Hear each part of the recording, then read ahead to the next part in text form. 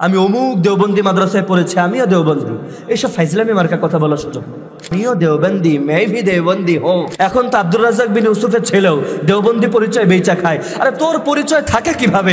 সনদ তো অটো কাটা, সনদ তো শর্ত সাপেক্ষে দেওয়া হয়েছে, শর্ত মুক্ত দেওয়া হয় নাই। ইদা ফাতা শাত ফাতাল মাশরুত, তোর সনদ তো অটো কাটা, এরপর নাম বেচে খেলে তুই একটা ধোঁকাবাজ ছাড়া কিচ্ছু না। এক বক্তা বলেছে আব্দুল্লাহ বিন আব্দুর রাজ্জাক ভাই নাকি দেওবন্দি পরিচয় বেচে খান, দেওবন্দি পরিচয় বেচে খায় নাকি, বেচে খান। ও কি করে? যে ও তো ইনকামই করেনি, আব্দুল্লাহ তো কি বিক্রি করলো? দারুল উলুম দেওবন্দে আব্দুল্লাহ পড়েছে, এইটা ঠিক। মদিনা বিশ্ববিদ্যালয়ে আব্দুল্লাহ পড়েছে, এইটা ঠিক। লন্ডনে এক বিশ্ববিদ্যালয়ে আব্দুল্লাহ পড়ছে, এইটাই ঠিক। রাজশাহী বিশ্ববিদ্যালয়ে ফার্স্ট হয়েছিল ভর্তি হওয়ার জন্য, আর ঢাকা বিশ্ববিদ্যালয়ের সিরিয়ালে যেন 30 না কত ছিল, আর চট্টগ্রাম বিশ্ববিদ্যালয়ে 11 ছিল, আর ঢাকা বিশ্ববিদ্যালয়ে রাজশাহীতে ছিল ফার্স্ট। ভর্তি হওয়ার পরে পড়েনি, পরের দিন চলে গেছে। ইন্ডিয়াতে গিয়ে কোরআন মুখস্থ করেছিল 3 মাস 19 দিনে। কোরআন মুখস্থ করেছিল কত দিনে? 3 মাস 19 দিনে। আব্দুল্লাহর ব্যাপারে কোনো কথা বললে হিংসা দিয়ে বলিও না, নাহলে তুমি কষ্ট পাবা। আব্দুল্লাহ তোমাদের সম্পদ, চাঁপাইনবাবগঞ্জ সম্পদ, জাতীয় সম্পদ। ও তো না, এখন বাংলা, ইংরেজি, আরবি, উর্দু, হিন্দি সব সমান তার কাছে। সেই তার ব্যাপারে কথা বলে পরে কষ্ট পাবা, এটা করিও না। মনটা বড় করো, ওর জন্য দোয়া করো। রাসূল সাল্লাল্লাহু আলাইহি সাল্লাম কবরে জীবিত আছেন কি? জি না। তা আমাদের সালামের উত্তর কিভাবে দেন? আত্মার জগতে দেন। 40 করা যাবে কি? 40 হারাম, কাবিরা গুনাহ। ওই ভাত কুকুরকে খাওয়াতে হবে, এমনি ফকির মিসকিনকে খাওয়াতে হবে, অসহায় মানুষকে কাপড় কিনে দিতে হবে। প্রিয় শায়েখ, আমাদের গ্রামে মহিলারা এক গ্রাম থেকে অন্য গ্রামে মাহফিল করতে যায়, একেবারেই হারাম, টোটালে বন্ধ করে দিবেন, যেন যায় না আপনাদের গ্রামে। নিজের বাড়ি থেকে, শ্বশুরের বাড়ি থেকে, বাপের বাড়ি থেকে পাড়ার মেয়েদের কাছে দিন প্রচার করবে। টাকা উঠানো নিষেধ। আমাদের গ্রামে মহিলা মাহফিল হয়, আজ থেকে চিরদিনের জন্য বন্ধ। মহিলা মাহফিল, সাবধান। দিনী বোন, আপনাকে আমি খাটো করতে চাইনি। আপনি দিন প্রচার করেন আপনার বাপের বাড়ি থেকে, আপনার স্বামীর বাড়ি থেকে, অন্য জায়গা থেকে নয়। আমার স্ত্রী কম বয়সী, সঠিকভাবে পর্দা করতে চায় না। মামাতো ভাই, চাচাতো ভাই, তুমি বুঝাতে থাকো, শেষ পর্যন্ত না টিকলে তালাক, এটাই ফলাফল। তবে আরো বুঝাও। কোরআন শরীফে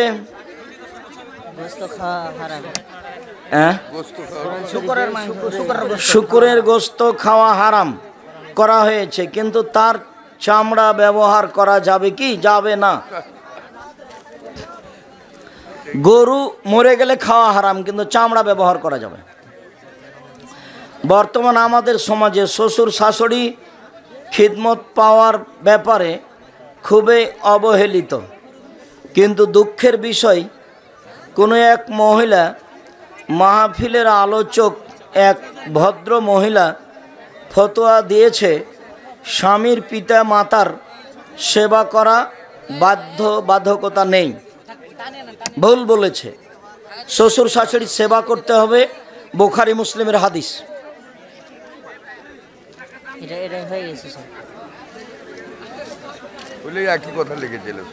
মুখে দাড়ি নাই, সুন্নাতের ধার ধারে না। যারা 10 লক্ষ 20 লক্ষ টাকা দিয়ে চাকরি নেই, তাদের চাকরি বৈধ নয়, রুজি উপার্জন হারাম। ফরজ সালাতের পর তাসবিহ কোন হাতে গণনা করতে হবে? ডান হাতে। কুড়ে আঙ্গুল থেকে না বুড়া আঙ্গুল থেকে, যেটা সুবিধে। হাত ডান হতে হবে। হাত কোনটা হতে হবে? ডান হাত। কুড়ে আঙ্গুল হোক না বুড়া আঙ্গুল হোক, যেটা হোক, কুড়ে লোক হোক না বুড়া লোক হোক, যেটা হোক। ফরজ সালাতের পর তাসবিহ কোনো কোরআন তেলাওয়াতের সময় মাখরাজ ভুল হলে গুনাহ হবে কি? জি না, গুনাহ হবে না। যারা কোনো রকম করে ছেঁচড়া মেচড়া করে পড়ে ওদের ডবল নেকি হবে। হাদিস বুখারী মুসলিম। শিখছে কোনো রকম করে ছেঁচড়া মেচড়া করে পড়ছে আর ডবল নেকি। হাদিস বুখারী মুসলিম। উনি বুঝতে পারেননি, যিনি বলেছেন যে গুনাহ হবে। আবার ওনার আর একটা কথা আছে যে কোরআন বুঝে না পড়লে গুনাহ হবে। হ্যাঁ, ওই নিজেই বুঝে না। যারা বড় বড় তাফসির কারক তারাই কোরআন ভালো করে বুঝতে পারেনি, তো এ আবার কে? তারা যেটুকু বুঝেছে সেটুকু লিখেছে। মসজিদে প্রবেশের সময় আগে দোয়া না আগে সালাম দিতে হবে? দোয়া আগে তারপর সালাম। মহিলারা কি ওয়াজ করতে পারবে? জি না, খবরদার নয়। একবার এলাকাতে রুমটা বের করে দিবা, অপমান করে বের করে দেওয়া। কিসের ওয়াজ করবে ও? আর কণ্ঠই তো পর্দা। মানুষের সামনে চিল্লে কথা বলবে মানে কোন সাহসে বলবে? খবরদার, চামাইটা মাটিতে কোনো মহিলা যেন এই কাজ করতে না যায়। আর আমি বলেছি, মহিলা মানুষ আপনি আমাদের সাথে পরামর্শ করেন, ভালো হবে ইনশাআল্লাহ। সালাম ফিরার নিয়মটা বলে দেন। আসসালামু আলাইকুম রহমতুল্লাহ, এইভাবে না, আসসালামু আলাইকুম রহমতুল্লাহ, আসসালামু আলাইকুম রহমতুল্লাহ। ডান দেখা যাবে, বাম দেখা যাবে। ডানে বামে কে আছে? ফেরেশতা আছে। ফরজ সালাতের পর সম্মিলিত মোনাজাত বিদাত। হাত তুলে দোয়ার প্রমাণে 32টা সহিহ হাদিস আছে, 24টা স্থান আছে। নামাজের উপরে যে বইটা আছে নিয়ে যাও, সেটা সব সিরিয়াল দেওয়া আছে। মনে করতে হবে এটা আমি লিখেছি, আমার ছেলে লিখেছে, আমার ভাই লিখেছে। খুব মনে বুকে সাহস করে বল করে কথা বলবা যে 24টা স্থানে হাত তুলে দোয়া করার উল্লেখ আছে। এই 24টা জায়গাতে করা যাবে। হাত তুলে দোয়া করলে খালি হাত ফিরে দিতে লজ্জা পাবে। হাত তুলে দোয়া করা ব্যক্তিগত ব্যাপার। 4 রাকাত সলাতে প্রতি রাকাতের শুরুতে আল্লাহু আকবার বলে হাত বাঁধতে হবে কি? কথাটা বুঝতে ভুল করলাম। পায়ে মোজা পরে সলাত আদায় করলে সলাত হবে? হবে। ঈদের মাঠে গিয়ে একজন আরেকজনকে দেখে ঈদ মুবারক বলা যাবে না, বিদাত। ঈদ মুবারক বলা যাবে না, বলতে হবে তাকাব্বালাল্লাহু মিন্নি ওয়া মিনকা। দোয়া এটা। ঈদ মুবারক বেদাত। ঈদের মাঠে কোলাকুলিও বেদাত। কোলাকুলি কার সাথে হবে? যে বাহির থেকে এসে, যে আগন্তুক, তার থেকে হবে, তার সাথে হবে। একটি বিয়ের শুরু থেকে শেষ পর্যন্ত সংক্ষিপ্ত সুন্নাহ পদ্ধতি বলবেন। আজকে তো হলো না। আগে কোরআন মাজিদ পড়বে 3টা আয়াত, হামদ পড়বে, তারপর 3টা আয়াত পড়ার পরে বলবে আমার মেয়ে খালেদা এত নগদ এত বাকিতে তোমার সাথে বিবাহ বন্ধনে আবদ্ধ হতে রাজি, তুমি তাকে স্ত্রী হিসেবে কবুল করো। ও তখন বলবে কাবিল তো, বুখারীর হাদিস। গুরুত্বপূর্ণ কথা 3বার বলতে হয়, কাজে ও 3বার বলবে। 1 রাকাত বিতর নামাজ পড়লে কয়টা সূরা পড়তে হয়? একটাই, সূরা ফাতিহার অন্য সূরা একটা। আল্লাহ তাআলা 100টা পড়তে পারা যায়, কোনো সমস্যা নেই। আল্লাহ তাআলা পুরুষ নবী পাঠিয়েছেন কিন্তু মহিলা নবী পাঠাননি কেন? সে উত্তর তুমি নবীকে জিজ্ঞাসা করো, জিবরাইলকে বলো। আল্লাহর এটাই বিধান। পাগলামি কথার কোনো দাম আছে? আল্লাহর এটাই বিধান। মহিলা মানুষকে দিয়ে তিনি দিন প্রচার নেননি আল্লাহ, বাস। যার কারণে কোনো মহিলা মানুষকে নবী করেননি। নবী করলে কত দামি দামি মহিলা, আয়েশা, খাদিজা, মারিয়াম, ফেরাউনের স্ত্রী আসিয়া। সেহরি রান্না করার জন্য কি আজান দিতে হবে? সেহরি রান্নার জন্য নয়, তাহাজ্জুদ এবং সাহারি দুটা নিয়ে। সেহরি নয়, সাহারি। সাহারি এবং তাহাজ্জুদ দুটার সমন্বয়ে আজান, একটার সাথে খাস করলে বেদাত হবে। ফরজ গোসলের অজুতে সালাত আদায় করা যাবে? জি। ফরজ গোসলের জন্য অজু করলেন, এখন গোসলখানায় ঢুকে ভালো করে শরীর হাত অঙ্গ প্রত্যঙ্গ ভালো করে কচলিয়ে ধুয়ে মুছে আপনি নতুন একটা শুকা কাপড় পরে সালাত আদায় করেন, কোনো সমস্যা নাই। তো স্ত্রীলিঙ্গ পুরুষলিঙ্গে হাত লাগলো, যে হাত লাগলে অজু নষ্ট হয় না, উত্তেজনা সহকারে লাগলে অজু নষ্ট হয়। প্রথম রাকাতে ইমাম আর একজন মাত্র মুসল্লি নামাজ আদায় করেছে, পরে আরও মুসল্লি আসছে, তখন ইমাম কি মেহরাবে যাবে? না, ইমাম ওখানে থাকবে। ডানে তো আছে একজন, বামে এসে দুইজনকে পিছে করে দিবে। বামে ডানে একজন আছে, বামে দাঁড়াবে না, ও দাঁড়াবে না, বামে আসলে ওকে টেনে নিতে হবে, পিছনে দুদিকে ঠেলে দিতে হবে দাঁড়িয়ে গেলে। আর যদি পিছনে জায়গা না থাকে তখন ইমাম আগে চলে। তিনজনই আমরা। ও সুন্নাত হলো যে তিনজন, তবু একসাথে থাকতে পাবে না তিনজন। কোনো জায়গাতে হুজুর বলেছে না না তিনজন আছে। আগের লোক যে থাকবে ওকে ট্রেনে পিছা দিকে নিয়ে আসতে হবে। ঠিক বলেছে। আর কোনো জায়গাতে আমি আরেক জায়গায় গেছিলাম বক্তব্য শুনতে, সেখানে বলেছে যে তাকে টানা দেবে না, একাই দাঁড়াতে হবে। না, তুমি ভুল বুঝেছো। যখন কাতারে দাঁড়ানোর কোনো সুযোগ নাই, পূর্ণ হয়ে আছে, তখন একাই দাঁড়াবে। কোন বক্তব্য বলেছে এটা আমি বলতে না যাক, আমি মনে হচ্ছে তোমার বিবরণে মনে হচ্ছে ভুল হচ্ছে। তার মানে কাতারে কোনো জায়গা নাই, আমি একাই এসেছি এখন, তখন আমি কি করব? আমি এখন একাই দাঁড়িয়ে যাব। আর এখন যেটা জিজ্ঞাসা সেটা হলো ইমাম সালাত আদায় করছেন, একজন মুসল্লি তার ডান দিকে দাঁড়িয়ে আছে, তাহলে আছে কয়জন? দুইজন। এখন আর একজন আসলো, এখন কি হবে? না, বাম দিকে দাঁড়াবে না, এটা সুন্নাত নয়। এখন যে ডান দিকে আছে ওকে টেনে পিছনে নিয়ে চলে যাবে, এটা সুন্নাত। হাদিস বুখারী মুসলিম। এটা বলেছে যে লাইন পূরণ যদি থাকে, যদি লাইট পুরো যাক, ওটা আর বলতে হবে না। আমারটা বুঝেছো কি? আমারটা বুঝে থাকলে এটাই চূড়ান্ত ইনশাআল্লাহ। প্রথম রাকাতে ইমাম আর একজন মাত্র মুসলিম। এত ছোট লেখা পড়া যাবে না। শেখ আলোচনা ঈশ্বর বলাস কত আছে? সব হয়ে গেছে, শুক্রিয়া, জাযাকুমুল্লাহ খায়ের। আল্লাহ আমাদের যারা মারা গেছে তুমি তাদের কবরের শাস্তি মাফ করো। আমরা যারা অসুস্থ তুমি তাদের আরোগ্য দান করো। যারা আমরা বেঁচে আছি তুমি তাদেরকে তোমার রাসূলের পদ্ধতি অনুযায়ী চলার তৌফিক দান করো। আমরা আজকে যেসব গুরুত্বপূর্ণ কথাগুলি শুনছিলাম সেগুলি মেনে চলার তৌফিক দান করো। তোমার দরবারে জোরালো দাবি ও দোয়া রেখে আজকের আলোচনা এখানে শেষ করলাম। সুবহানাকা আল্লাহুম্মা ওয়া বিহামদিকা আশহাদু আল্লা ইলাহা ইল্লা আনতা আস্তাগফিরুকা ওয়া আতুবু ইলাইক। সম্মানিত দিনী ভাই বোন, বইগুলো সবাই নিয়ে যাবেন।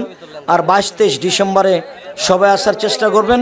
ওটা চাঁপাইনবাবগঞ্জের প্রতিষ্ঠান, চাঁপাইনবাবগঞ্জের সম্মেলন, এইটা মনে রাখতে হবে যে আমাদের প্রতিষ্ঠান, আমাদের সম্মেলন, আমরা ওখানে যাবো। জি ইনশাআল্লাহ। দেয় যে 4 মধুমেনাল খাবার, নিয়মিত বিড়ি, তামাক, জর্দা, সিগারেট, গুল, নেশাদার দ্রব্য খায় পান করে যে 4 শ্রেণীর মানুষ জান্নাতে যাবে না, তার 1 শ্রেণীর মানুষ জুয়া খেলে যে।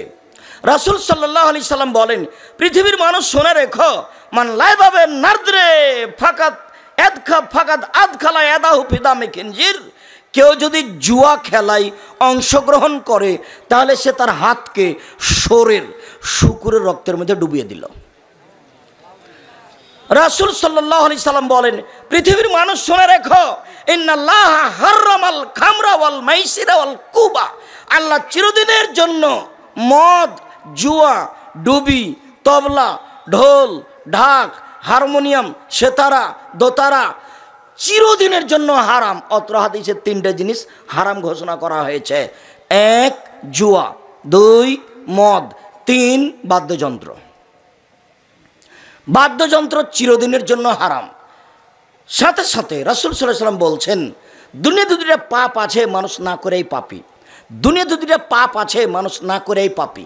তার একটা হলো এই, কোনো মহিলা যদি সাজগোজ করে পুরুষের পাশ দিয়ে হাঁটে, কোনো মহিলা যদি সাজগোজ করে পুরুষের পাশ দিয়ে হাঁটে তাহলে ও ব্যভিচারিণী, ও ব্যভিচারিণী, ও ব্যভিচারিণী, অথচ ও জেনা করেইনি।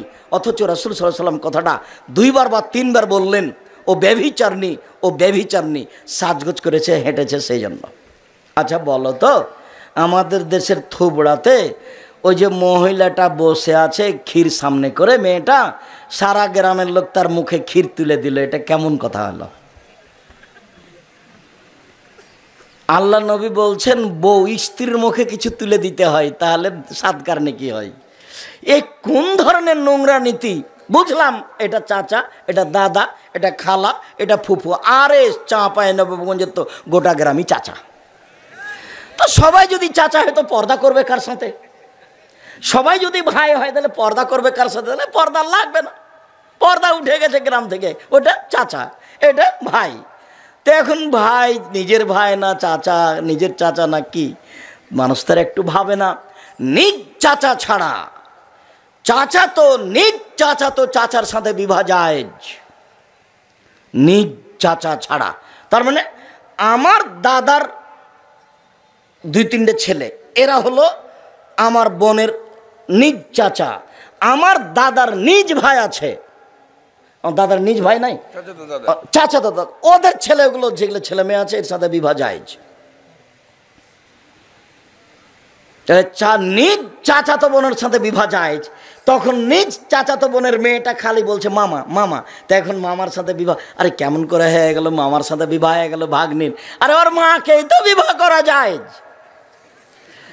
চাচাতো বোনকে বিবাহ করা জায়েজ নয়? তো চাচাতো বোনকেই যদি বিবাহ করা চলে তো চাচাতো বোনের বেটিকে চলে না? তো তাহলে কেমন হয়ে গেল? চাচাতো বোনের বেটি তো দিনরাত মামা ডাকে, ডাকুক, তাতে কি আছে? বিবাহ জায়েজ। কেন? ওর মাই তো জায়েজ, তো বেটি জায়েজ, উপরেরটাই তো জায়েজ, তো নিচে চলে গেছে তো বাদার যাওয়ালা জায়েজই, কোনো সমস্যা নেই। চট করে এই কথাটা মনে পড়লো, এখানে আমার অনেক কথা আছে, একটু পরে ফিরে আসছি। যে দুনিয়াতে দুটা পাপ আছে মানুষ না করে এই পাপই, তার একটা হলো এই, মহিলা মানুষ যদি সাজগোজ করে পুরুষের পাশ দিয়ে হাঁটে তো হলো ব্যভিচারণী ও ব্যভিচারণী ও ব্যভিচারণী, এ কথা রাসূল সাল্লাল্লাহু আলাইহি ওয়াসাল্লাম বলেন, অথচ মেয়েটা জেনা করেনি, কাজটা কত অপরাধ। রাসূল সাল্লাল্লাহু আলাইহি সাল্লাম বলছেন, পৃথিবীর মানুষ শুনে রেখো, কেউ যদি কাউকে বলে আসো জুয়া খেলি, খেলেইনি, খালি বলেছে লাউকা মেরোকা, তোমার সাথে জুয়া খেলবো, আসো জুয়া খেলি, তাহলে 10 জন ফকিরকে 1.25 কেজি করে 12.5 কেজি চাউল জরিমানা দিতে হবে। বুঝা গেল না? ও জুয়া খেলেনি, খালি কি বলেছে আসো জুয়া খেলি। জুয়া খেলি এই শব্দটাই এত বড় অপরাধ, জুয়াকে কি করতে হবে? এর কারণে কাফফারা দিতে হবে। কতটি কাফফারা দিতে হবে? 12.5 কেজি চাউল। কয়জনকে দিতে হবে? 10 জন ফকিরকে দিতে হবে 1.25 কেজি করে। এই কথা মুহাম্মদ সাল্লাল্লাহু আলাইহি ওয়াসাল্লাম বলেন। এইবার আপনাকে আমি বুঝালাম যে জুয়া কি জিনিস, জুয়া কত বড় খারাপ। এবার একটু বলি জুয়া কাকে বলে। প্রত্যেক যেই খেলাতে টাকার হার জিত রয়েছে সেটাই হলো জুয়া। প্রত্যেক যেই খেলাতে টাকার হার জিত রয়েছে সেটাই হলো জুয়া। প্রত্যেক যেই খেলাতে টাকার হার জিত রয়েছে সেটাই হলো জুয়া। আমি খেলা বুঝতে পারি আর না পারি, যা এখন আছে, যা তখন ছিল, যা 100 বছর পরে জন্ম নেবে, প্রত্যেক যেই খেলাতে টাকার হার জিত হবে সেটার নাম কি? জুয়া। এখন দেখা যাক আন্তর্জাতিক ফুটবল খেলায় টাকার হার জিত আছে কিনা। শুধু টাকা নয়, বিলিয়ন বিলিয়ন ডলার খরচ আছে, ট্রিলিয়ন ডলার খরচ আছে, কোটি কোটি ডলার খরচ আছে। মানে পৃথিবীতে এর চেয়ে বড় জুয়া নাই, এর চেয়ে বড় জুয়া পৃথিবীতে নেই। 1, 2, এই খেলাকে লক্ষ্য করে মানুষ 2 ভাগে ভাগ আছে। ও বলছে এ যদি জয় হয় তাহলে আমি গরু জবাই করব, এ যদি পরাজয় হয় তাহলে আমি আত্মহত্যা করব। 2 ভাগ হয়ে দিন রাত কাটাচ্ছে। 2টা ভাগ সবসময় হিংসা চলছে, মুখামুখি। কোথায় খেলা? ব্রাজিলে, আপনার কাতারে, আর আমরা এখানে একজন আর একজনের সাথে লেগে আছি। শুধু তাই না, আরো দেখাই, সারা পৃথিবী জুড়ে যত ফেস্টনে কাপড় কিনা হয়েছে পর্দায়, তাতে কত লক্ষ টাকার কাপড় আছে, মানুষের হিসাব নাই। ফেস্টন কেন? এই পতাকার জন্য কত কাপড় কিনা হয়েছে, কত লক্ষ টাকার কাপড় আছে, তার কোনো হিসাব না। আপনাকে আমি বলি, মাগুরা জেলায় একটা লোক জমি বিক্রি করে 7.5 কিলোমিটার লম্বা করে পতাকা ঝুলিয়েছে। ফেনী জেলায় একটা লোক 4.5 কিলোমিটার লম্বা করে পতাকা ঝুলিয়েছে। আপনাকে আমি বাস্তব বলছি। সাথে সাথে আরো এই খেলাকে লক্ষ্য করে সবাই হাততালি দিচ্ছে। হাততালি ইহুদি খ্রিস্টানদের কাজ। এই খেলাকে লক্ষ্য করে সারা পৃথিবীতে কত টিভি টেলিভিশন ব্যবহার হচ্ছে, কত খরচ আছে, সাথে সাথে কত কোটি কোটি নারী ল্যাংটা হয়ে নাচছে, সাথে সাথে সারা পৃথিবী জুড়ে কত মানুষ খেলা দেখার নামে কাতারে গিয়ে বাসা ভাড়া করে আছে। এই খবর কি জানেন? মানে সারা পৃথিবীর যারা বিত্তশালী তারা খেলা বাস্তব দেখার জন্য কোথায় গেছে? কাতার চলে গেছে, কাতারে বাসা ভাড়া করে আছে। সব মিলে দেখেন তো কত খরচ আছে। তারপরেও যদি এটা হারাম খেলা না হয় তাহলে হারাম খেলা কোনটা? আমি বক্তব্যে বলেছি এই খেলাটা এত বড় হারাম, এই খেলাটা এত বড় হারাম, এই খেলাটা এত বড় হারাম যে এই খেলাটা যদি জিবরাইল আলাইহিস সালাম খেলেন একদিকে, আর একদিকে মালাকুল মউত যদি হন, আর এটা কাবা ঘরের মাঠে যদি হয় তবুও হারাম। বুঝাতে পারিনি আমি কত দূরে গেছি। খেলার একদিকের প্লেয়ার কে? জিবরাইল আলাইহিস সালামের একদিকের কে? আজরাইল মালাকুল মউত। খেলাটা হচ্ছে কোথায়? কাবা ঘরের মাঠে, তবুও হারাম। এই খেলার গল্প যেখানে চলে সেখানে বসে থাকাও হারাম। এবার আপাতত এইটুকু কথা শেষ করার আগে আরেকটু কথা আছে। এই ছেলে তুমি চিনতে পারোনি, ওরা কারা? ওরা হলো ইহুদি, ওরা হলো খ্রিস্টান। ওরা ইহুদি, ওরা খ্রিস্টান, ওরা ইহুদি, ওরা খ্রিস্টান। ওরা আমাদের নবীকে বলেছেন ভুয়া নবী। ওরা আমাদের নবীকে বলেছে ভুয়া নবী। তাই আল্লাহ বলছেন লান তারজান কাল ইয়াহুদ ওয়ান নাসারা হাত্তা তাত্তাবিয়া মিল্লাতাহুম। পৃথিবীর মানুষ শুনে রাখো, ইহুদি খ্রিস্টান তোমাকে কোনোদিন মেনে নেবে না। মুহাম্মদ, পৃথিবীর মানুষ শুনে রেখো, ইহুদি খ্রিস্টান মোহাম্মদকে কোনোদিন মেনে নেবে না। মোহাম্মদ আপনাকে ইহুদি খ্রিস্টান কোনোদিন মানবে না। আপনি ইহুদি হন, আপনি খ্রিস্টান হন, তাহলে আপনাকে মানবে। ইহুদি খ্রিস্টান আপনাকে কোনোদিন মানবে না। ইহুদি খ্রিস্টান বলছে আরে মোহাম্মদ আবার কেমন নবী? হ্যাঁ, মোহাম্মদ কেন নবী? নবী তো ইব্রাহিম, ইব্রাহিমের ছেলে ইসহাক, ইসহাকের ছেলে ইয়াকুব, ইয়াকুবের ছেলে ইউসুফ, ইউসুফ থেকে দাউদ সুলাইমান, দাউদ সুলাইমান থেকে হচ্ছে আপনার ঈসা মুসা। নবী তো এই লাইনে। হঠাৎ করে এলান দিয়ে মোহাম্মদ কেন? না, মোহাম্মদ নবী নয়, এ ভুয়া নবী। এরা ইহুদি, এরা খ্রিস্টান। এক মিনিট, যতবার সলাতে আপনি সূরা ফাতিহা পড়ছেন ততবার আপনি বলছেন গায়রিল মাগযুবি আলাইহিম ওয়ালাদ-দাল্লিন। আল্লাহ অভিশপ্ত ইহুদিদের পথ দেখায়ও না। আল্লাহ পথভ্রষ্ট খ্রিস্টানদের পথ দেখায়ও না। আল্লাহ অভিশপ্ত ইহুদিদের পথ দেখায় না। ওরা অভিশপ্ত, ওরা ভ্রান্ত। খ্রিস্টান ভ্রান্ত, ইহুদি অভিশপ্ত। কতক্ষণ ধরে বলছি তোমাকে আমিন, তুমি আমার দোয়াটা কবুল করো। সূরা ফাতিহাতে এভাবে বলছেন। কাকে বলছেন আপনি? ইহুদি খ্রিস্টানের ব্যাপারে আল্লাহকে বলছেন এরা ইহুদি, এরা খ্রিস্টান। আল্লাহ নবী বলছেন খালিফুল ইয়াহুদা ওয়ান নাসারা, পৃথিবীর মানুষ তোমরা ইহুদিদের বিরোধিতা করো, পৃথিবীর মানুষ তারা খ্রিস্টানের বিরোধিতা করো, পৃথিবীর মানুষ তোমরা ইহুদিদের বিরোধিতা করো, পৃথিবীর মানুষ তোমার খ্রিস্টানের বিরোধিতা করো। এই কথাগুলি কে বলছেন? মুহাম্মদ সাল্লাল্লাহু আলাইহি ওয়াসাল্লাম বলছেন। এই কথাগুলি কে বলছেন? মুহাম্মদ সাল্লাল্লাহু আলাইহি ওয়াসাল্লাম বলছেন। এবার একটা খুব গুরুত্বপূর্ণ মজার কথা আছে। মুহাম্মদ সাল্লাল্লাহু আলাইহি ওয়াসাল্লাম এতগুলি বলার পরে মক্কা থেকে মদিনায় আসলেন। মদিনায় এসে দেখলেন মদিনার লোকেরা মুহররমের 10 তারিখে রোজা থাকে। মুহররমের 10 তারিখে রোজা থাকে মদিনার ইহুদি খ্রিস্টানেরা। আল্লাহ নবী জিজ্ঞাসা করলেন আরে শোনো শোনো শোনো, তোমরা মুহররমের 10 তারিখে রোজা থাকো কেন? ইহুদিরা বলল কেন আপনি জানেন না? মুহররমের 10 তারিখ তো বড় দিন। এই দিনে আল্লাহ ফেরাউনকে ডুবিয়ে দিয়েছেন, এই দিনে আল্লাহ মুসাকে বাঁচিয়ে দিয়েছেন, এই দিনে আল্লাহ ফেরাউনকে ডুবিয়ে দিয়েছেন, এই দিনে আল্লাহ মুসাকে বাঁচিয়ে দিয়েছেন। এই দিন তো বড় দিন, সেই জন্য আল্লাহর শুকরিয়া আদায় করে আল্লাহ তুমি এত বড় কাজ করেছো, কি করব তোমার আমরা শুকরিয়া আদায় করি, তাই মুহররমের 10 তারিখে সেম থাকছি। তখন মুহাম্মদ সাল্লাল্লাহু আলাইহি ওয়াসাল্লাম বলছেন আরে শোনো শোনো শোনো, শুকরিয়া আদায়ের ব্যাপারে আমি তোমাদের চেয়ে বেশি হক রাখি। আমিও মুহররমের 10 তারিখে সিয়াম থাকলাম। সঙ্গী সাথী সাহাবীগণ তোমরাও মুহররমের 10 তারিখে সিয়াম থাকো। যেমন বলেছেন তেমনি সাহাবীগণ খেপে উঠে বলছেন বলেন কি আপনি? মুহররমের 10 তারিখে সিয়াম থাকবো মানে? মুহররমের 10 তারিখ ইহুদি খ্রিস্টানদের বড় দিন। মুহররমের 10 তারিখে সেম থাকবো কেন? থাকবো না।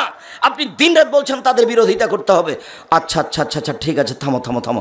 শোনো, আমি যদি সামনে বছর বেঁচে থাকি তাহলে মুহররমের 9 তারিখও সেম থাকবো। 9 তারিখ হবে বিরোধিতা, 10 তারিখ হবে শুকরিয়া। বোঝা গেল না কথা? মুহররমের সিয়াম কয়টা? 2টা। মুহররমের সিয়াম কয়টা? 2টা। 9 10। 9 কিসের জন্য? বিরোধিতার জন্য। 10 কিসের জন্য? শুকরিয়া আদায়ের জন্য। 10 তারিখে কি হয়েছিল? ফেরাউন ডুবে গেছে, আল্লাহ মুসাকে বাঁচিয়ে দিয়েছেন, এই জন্য ওরা শুকরিয়া আদায় করছে। তা আল্লাহ নবী বললেন তাহলে আমরা শুকরিয়া আদায় করবো, আমরা শুকরিয়া আদায় করবো, মুহররমের 10 তারিখে সেম থাকবো। তখন সাহাবীগণ বলেন না না না না না না, এটা হতে পারে না। বলো এখন ব্রাজিলের পতাকা কি করবা? যদি মোটরসাইকেলে থাকে ফেলে দিয়ে পেশাব করে যায়। দেখো না না না, অসম্ভব। মুহররমের 10 তারিখে সিয়াম থাকবো না। এদিন হলো ওদের বড় দিন, কেন থাকবো? তখন আল্লাহ রাসূল বলছেন থামো থামো থামো থামো থামো থামো, আমি যদি সামনে বছর বেঁচে থাকি তাহলে মুহররমের 9 তারিখও সিয়াম থাকবো। তাহলে 9 তারিখ কি হবে? বিরোধিতা। 10 তারিখ কি হবে? শুকরিয়া। মোহাম্মদ সাল্লাল্লাহু আলাইহি ওয়াসাল্লাম নীতি তোমাকে শোনালাম। সম্মানিত দিনী ভাই বোন, খুব সাবধান। এতক্ষণ পর্যন্ত নীতিগত কথা বললাম, এবার আল্লাহ রাসূলের আফসোস বলি। আফসোস, আল্লাহ রাসূলের দুঃখ, আল্লাহ রাসূলের আফসোস। পৃথিবীর মানুষ শোনা রেখো, আমার উম্মত ইহুদি খ্রিস্টানদের সাথে নীতিতে মিশে যাবে। ডান হাতের বিঘত যেমন বাম হাতের সমান, ডান হাতের বিদ্যা যেমন বাম হাতের সমান, সমান সমান যেমন আমার উম্মত পাপ করার ব্যাপারে ইহুদি খ্রিস্টানদের সাথে মিশে যাবে তেমন। এটার মধ্যে একটু কম অবস্থা আছে কি? ডান হাতের বিদ্যা আর বাম হাতের বিদ্যা কত বড়? একই সমান। আল্লাহ নবী এ দিয়ে কি বললেন?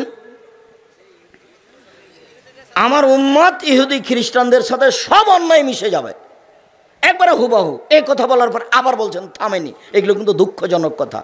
পৃথিবীর মানুষ শুনে রাখো, ডান পায়ের জুতা যেমন বাম পায়ের সমান, ডান পায়ের জুতা যেমন বাম পায়ের সমান, আমার উম্মত ইহুদি খ্রিস্টানদের সাথে অন্যায় পাপে মিশে যাবে তেমন সমান সমান। এখনো কথা শেষ হয়নি, আরো দুঃখজনক কথা আছে। পৃথিবীর মানুষ শুনে রেখো, ইহুদি খ্রিস্টান যদি মায়ের সাথে জেনা করে পাপ করতে করতে, তো আমার উম্মত তো মায়ের সাথে জেনা করবে। মনে হয় কথা বুঝাতে পারলাম না। সব হাদিস বুখারী মুসলিম। বলো এবার তুমি পতাকাটা কি করবে? পুড়িয়ে দিতে হবে, জ্বালিয়ে দিতে হবে, পেশাব করে দিতে হবে। ওরা ইহুদি, ওরা খ্রিস্টান, সার্বিক সম্ভবপর চেষ্টা চালাতে হবে। সম্মানিত দিনী ভাই বোন, আপাতত এইটুকু বলে আমি আমার আলোচনাতে সংক্ষিপ্ত কথায় আসি। এই ছেলে বসো, থামো, বিরক্ত হয়েও না। আমিও ক্লান্ত মানুষ, কাছাকাছি চলে এসেছি। আল্লাহ বলছেন যে ফানকিহু মা তাবা লাকুম মিনান নিসায়ে, পৃথিবীর মানুষ যাকে ভালো লাগে তাকে বিবাহ করো। এ কথার অর্থ কি শুধু সুন্দরীগুলোর বিবাহ হবে, আর যেগুলো সুন্দরী নয় সেগুলোর বিবাহ হবে না? জি না, এটা তাকদির। খালি আপনাকে আল্লাহ খুশি করে দিলেন, আল্লাহ আপনাকে খুশি করে দিলেন, তখন আপনি বললেন আচ্ছা ঠিক আছে, এটা ভালো নয়, না এটা ভালো নয়, এটা ভালো নয়, আমি সুন্দরী দেখে বিবাহ করব। সুন্দরী দেখে বিবাহ করার সিদ্ধান্ত নিলেন, কিন্তু ঘুরতে ঘুরতে ঘুরতে ঘুরতে ঘুরতে যেটা তাকদিরে লেখা আছে সেটাই ঠিক। এটা যে আল্লাহ আপনাকে বললেন, খুশি করে দিলেন আল্লাহ আপনাকে, পৃথিবীর মানুষ যাকে ভালো লাগে বিবাহ করো, এটা খুশি করা হলো না? তখন তো আমি আর আপনি বলবো যে যেগুলো সুন্দরী নয় সেগুলো বাদ পড়ে যাবে। কিন্তু তাকদিরের কলকাতা ওপরে আছে। এখন ঘুরতে ঘুরতে বলছে আম্মা ও মেয়েটা সুন্দরী হলেও ওদের যেন বাড়ি ঘরটা কেমন লাগলো, আমাকে ভালো লাগলো না। আম্মা এই মেয়েটা সুন্দরী না হলো এদের সব সেট ভালো, আম্মা এটাই সিদ্ধান্ত নেন, ভালো লাগে, তাই না? আম্মা এটাই সিদ্ধান্ত নেন। এ দেখেন হয়ে গেছে, কলকাতা ওপরে ঘুরছে, তার নাম তাকদীর। 2 আল্লাহ বলছেন ফানকাহুন্না বেইজনে আহলিহিন্না ওয়াতুহুন্না ওজুরাহুন্না, পৃথিবীর মানুষ মেয়েদেরকে বিবাহ করো বাপকে বলে, মোহর দিয়ে বিবাহ করো, চিরদিনের জন্য যৌতুক হারাম, চিরদিনের জন্য ফার্নিচার হারাম। যা খাটলা চৌকি বাক্স তোমার শ্বশুর দিয়েছে আগামীকাল সন্ধ্যা হতে হতে ফেরত দিতে হবে। আমি অন্য জায়গাতে বলেছি, সেই ভাষাগুলো তোমার কাছে আমি বলতে কষ্ট পাচ্ছি। আমি বলেছি ভিক্ষা করে খাও। চাঁপাইনবাবগঞ্জ ট্রেন স্টেশনে যাও, বাপ বেটা ভিক্ষা করো, যা পাবা এ দিয়ে ফার্নিচার কিনো, এ দিয়ে বিবাহ করো। শ্বশুরের কাছে ফার্নিচার লি না কেন? কেন নিবা? কেন নিবা? বাচ্চা হওয়ার সময় তো তোমাকে আমাটা ব্যবহার দিতে হবে। কেন? কেন মাছ দিতে হবে? কেন খাসি দিতে হবে? তুমি দিয়ে আসো, তুমি বাপের বেটা, বাপ বেটা ইনকাম করে বিবাহ করতে গেছো। আল্লাহ তো বলেছেন টাকা থাকলে বিবাহ করো। নবী বলছেন এক পৃথিবীর মানুষ যুবক দল শোনো, যার টাকা আছে সে বিবাহ করবা।